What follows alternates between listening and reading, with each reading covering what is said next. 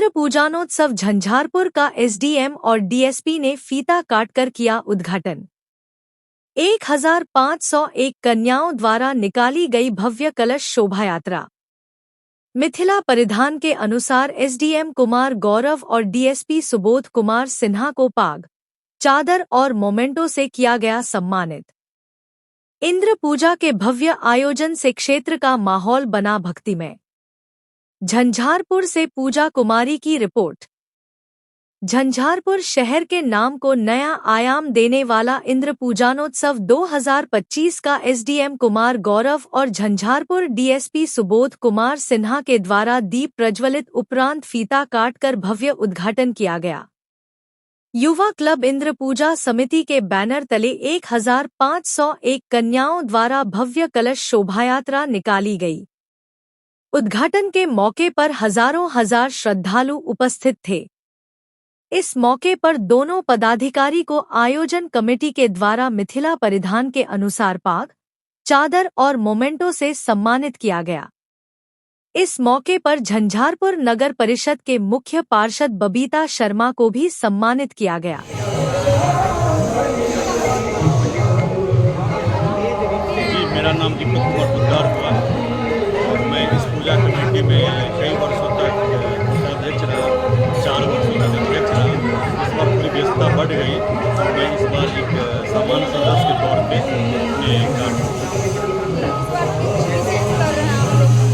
जी विशेष यही है कि इस बार हम लोग का जो पूजा पंडाल है लाल किला के कक्ष में बनाया जा रहा है ताकि लोगों को यहाँ पे भक्ति के साथ साथ देशभक्ति की भी और कैंप भी लगा है क्या? नहीं, किसी तरह का कैंप अभी तक नहीं लगा है, लेकिन जी ये तो हेल्प डेस्क रहता है हम लोग का और हेल्प डेस्क भी रहता है, प्रशासनिक डेस्क भी रहते हैं। सारे डेस्क मिल के ही काम करते हैं और स्पेशली हेल्प पे हम लोग का फोकस रहता है। वैसे बगल में अनुमंडल अस्पताल है तो किसी तरह का दिक्कत नहीं होता, फिर भी छोटी मोटी घटना यदि कहीं हो जाती है, ये किसी को चोट लग गया, ठेस लग गया, इस तरह की घटना हो जाती है, मिला है तो हम लोग प्राथमिक करेंगे। और सुन रहे हैं कि भगवान का फोटो भेज दे रहे हैं, मतलब कितने लोग आए हैं सभी को मिलेगा? जी, जितने भी कलश यात्री हैं उनको कुछ न कुछ उपहार हर एक वर्ष मिलता है। इस बार हम लोगों ने उस उपहार को हमारे जितने भी अतिथि उनके साथ भी शेयर किया है। हमारे जो भगवान इंद्र हैं और इंद्राणी हैं उनके तस्वीर को हम लोगों ने फ्रेम करवा के और युवा क्लब इंद्र पूजा समिति का उस पर नाम अंकित करवा के सभी अतिथियों को बस। रामानंद मिश्र, पंडित रामानंद मिश्र कितने दिनों से यहाँ 28 साल से रहे थे, 28वां वर्ष रहे हैं। अच्छा, इस बार कुछ अलग होने वाला है या फिर इस बार अब यानी जितना समय बढ़ता है सालों साल यहाँ पूजा का आस्था बढ़ता है, श्रद्धालुओं का भीड़ ज़्यादा बढ़ता है और भेदभाव नहीं है। यहाँ पर भेदभाव से मुक्त होकर के यहाँ श्रद्धालु आते हैं और अपना पूजा आस्था अर्चना करके जैसे कि इस बार कुछ हटके क्या है? इस बार कुछ हटके जो है से अगले साल इस बार जो है सो कलश यात्रा बहुत सारे मात्रा में हुआ है, बढ़ गया है, तो भावना बढ़ा है, इसलिए ये कलश यात्रा बढ़ गया है। और बहुत सारे यहाँ पर बहुत व्यवस्था है, सारा व्यवस्था यहाँ पर होता है और प्रशासन भी यहाँ पर एकदम। आप कहाँ से, आपका घर?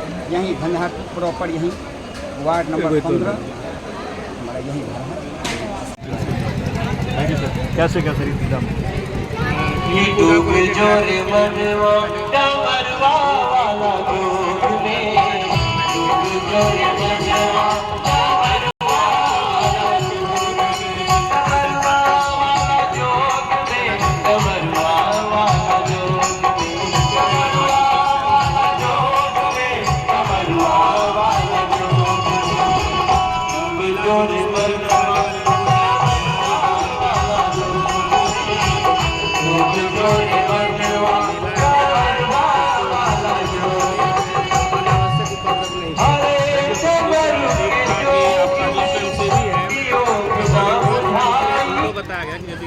गड़बड़ कर रहे हैं तो सीधे पुलिस को सपोर्ट करके खुद ही उसको अपने स्तर से हैंडल ना करके पुलिस जो अगर नज़दीक है उसको देंगे तो किसी प्रकार का व्यवधान नहीं होगा। Thank you. लोग थे जब वो स्टार्ट किए थे उस टाइम में उनकी उम्र 22 साल 23 साल की थी, तो वो लोग अब 50 प्लस में है।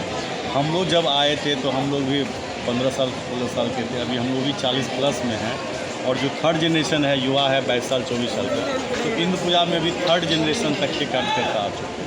मुझे लगता है जो 28 वर्षों का आपके पास अनुभव है।